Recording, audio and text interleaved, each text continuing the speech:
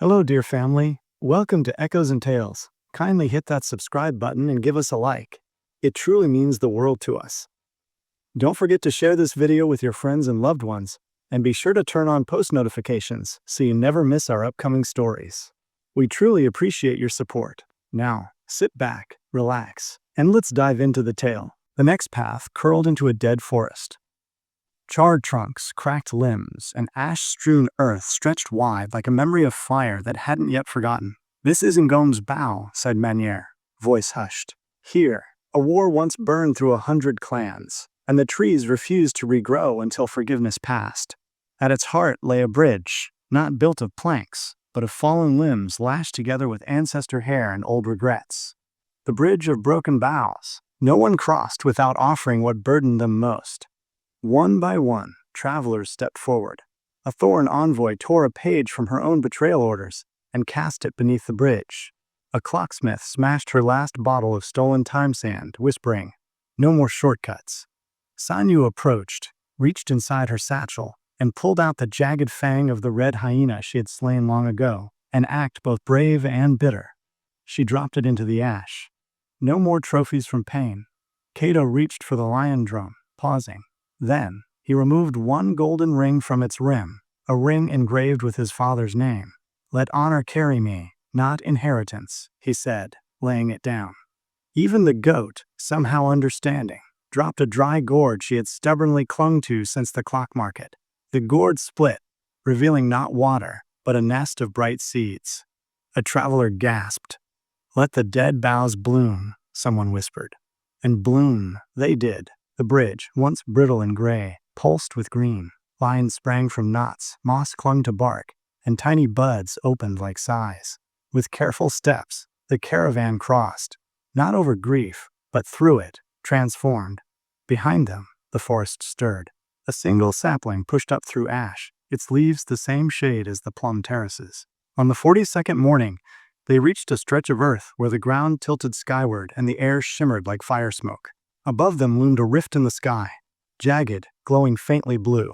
"The scar of Yolando," whispered Sanyu, where the sky cracked open when the drum first roared. Here, legend said, the first drum beat had pierced heaven.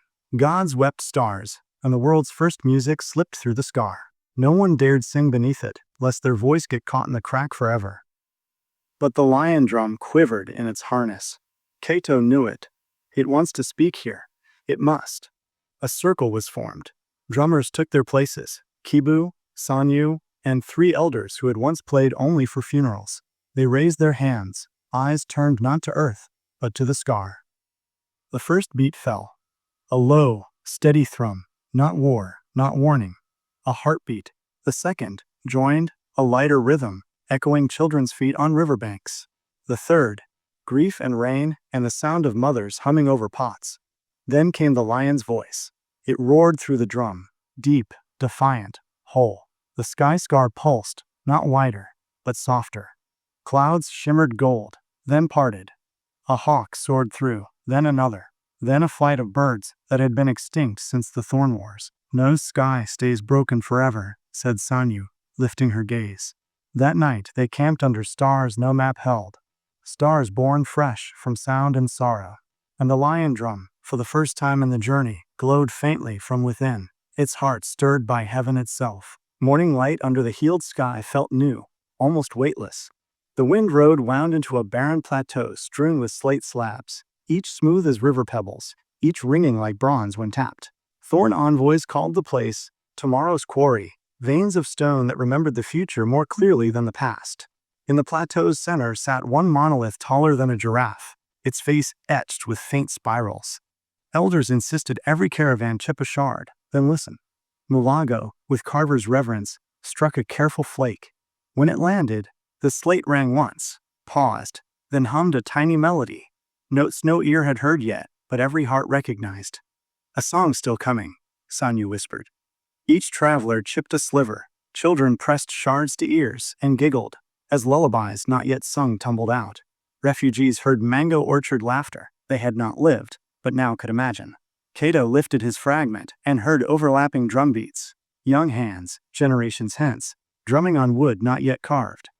Hope lifted him taller than the plateau. Custom required one shard be left behind, carved with the caravan's promise to tomorrow. Kibu inscribed a vow.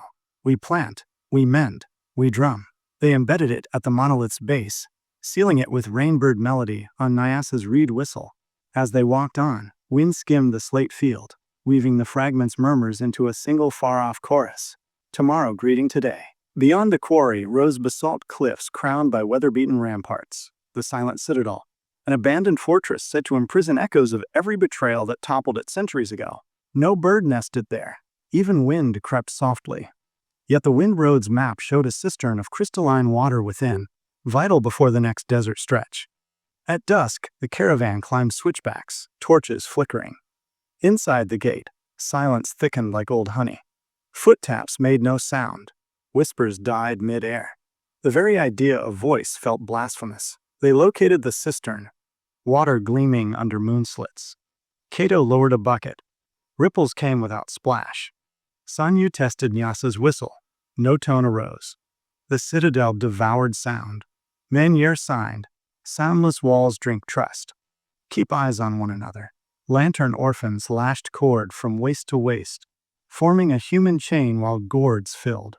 All was still, until Amir, glancing up, saw writing bloom across the far wall in blue luminescence. Promises spoken fade. Promises kept resonate. He nudged Kibu, who nudged Sanyu. In silent accord, they set the lion drum at the courtyard's heart, though its voice could not breathe here. Together they traced the drum's rim with water from the cistern. Light pulsed along the wood, forming faint shapes, ripples chasing ripples, then vanished. When gourds were filled and the chain withdrew, the caravan paused before the gate. Sanyu bowed to the empty court, mouthing, "We keep our word." For the first time, a hush answered with a gentle sigh, as if the fortress exhaled centuries of held breath. One soft echo, redeemed. Outside the walls, sound returned in a roar of goat bleats and relieved chatter. The citadel behind them stayed mute, but seemed, somehow, less lonely. The road sloped into tawny waves, the dusk-edged dunes where day's last light lingers twice as long, turning sand purple and gold. Scouts smelled iron in the wind. Ragheb's falcon whistle blew twice, guidance, then warning. Sky darkened unnaturally. A wall of sand marched from the west, Habub born of hot grief and cold ambition. Kato ordered circle formation, carts inward. Travelers crouched, canvas tarps stretched like shields. The nanny goat huddled beside the lion drum, horns lowered as if to brace the wind. But sand whips sought gaps. Visibility shrank to an arm's length. Panic nibbled edges of resolve. Sanyu remembered the listening tree's bark. 2 hands joined over fire. She clutched it, struck flint, lit a single torch in the storm's heart. Flame bent, but lived. She raised her voice in the lowest register, a subterranean hum that even sand could not swallow. Kibu caught the pitch on the drum's muted skin, palms thudding soft but firm. Children added seed anklet shivers. Thorn envoys tapped thorn crowns against shields. Soon a pocket of rhythm pulsed within the maelstrom, steady as pulse beneath fever. Sands scrolled around them, unsure whether to dance or devour. Amir, remembering tomorrow's slate melody, hummed a fragment. Ragheb's whistle-threaded falcon tone above. The storm, bewildered by music, split, curling left and right like curtains drawn. Stars flickered overhead. When silence returned, dunes had shifted into new terraces, forming the word wake, in sweeping cursive, etched by wind itself. Travelers stepped out, brushing sand from cloaks, marveling. Kato knelt, scooped a fist of purple grains. Even storms can write poems, he smiled. They reset camp. Sanyu placed a torch atop a dune crest until dawn, its ember blinking, thanks to darkness for sparing them. And deep inside the lion drum, grains of dune sand rattled, souvenirs of a night when music taught wind to listen. That brings us to the end of the story. What lesson did you take from it? Share your thoughts in the comment section. Don't forget to leave a like, subscribe, and turn on post notifications so you'll know whenever we release a new video. Also, feel free to share this with someone who might enjoy it. Thank you so much.